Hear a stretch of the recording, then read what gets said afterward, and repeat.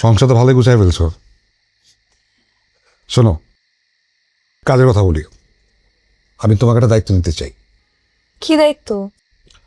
স্বামীর তো কিছুটা করা দরকার, তাই না? ফুপা স্বামী তো করছে, ফ্রিল্যান্সিং করে, সব ঠিকঠাক আছে, ও মন দিয়ে করছে।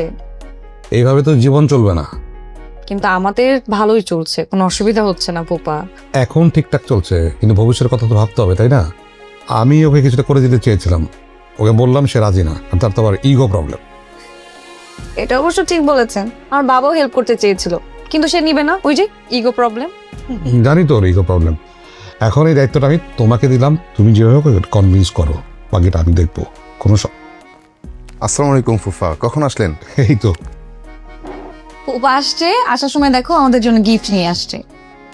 এসব আনতে গেলেন কেন? আরে ঈদের গিফট, তোমার জন্য পাঞ্জাবি, ওর জন্য শাড়ি। আর এর চেয়ে বেশি কিছু তার ক্ষমতা তো আমার নাই, তাই না? ফুফা মজা করছেন আপনি আমার সাথে? আমি তো আপনাকে কিছুই দিতে পারলাম না। পারলাম না মানে? গিফট দিবা? আরে কি বলো, ও ছোট মানুষ, ও কি দিবে? একটা পাঞ্জাবি কিনে দিবে, ব্ল্যাক কালার পাঞ্জাবি কিনে দিবা। আচ্ছা দিব, যাও যাও, তুমি খাবার রেডি করো। ফুপা আমি খাবার রেডি করছি, আপনি কিন্তু খেয়ে তারপর যাবেন। আচ্ছা এই ঝামেলা করো না। কোনো কথা শুনতে চান? আমি রেডি করছি, রাখো। কি কেমন লাগছে?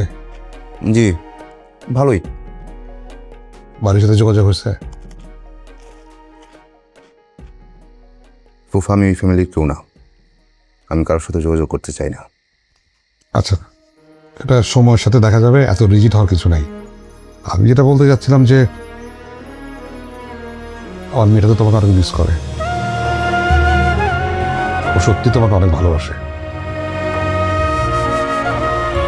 তুই আমার কি হস?